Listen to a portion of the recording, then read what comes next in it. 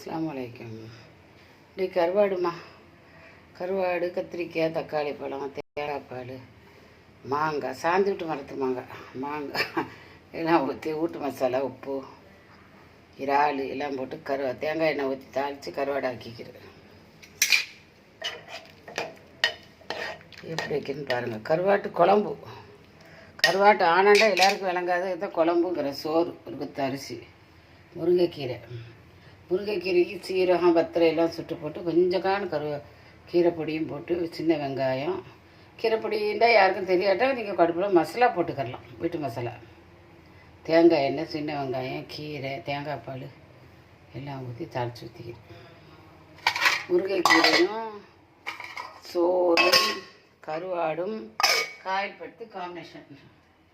அதுக்கப்புறம் மாம்பழம், இமாயத்து மாம்பழம் அறுக்கிறதுக்கு.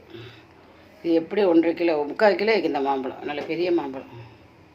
650 விற்கும் 3/4 கிலோ மாம்பழம். இது மாம்பழம் வாங்க, இது சரியாக 3/4 கிலோ. இந்த மாம்பழம் நல்ல பெருசு, எடை போட்டு தான் வாங்கினேன். இது ஒரு 600-650 விற்கும்.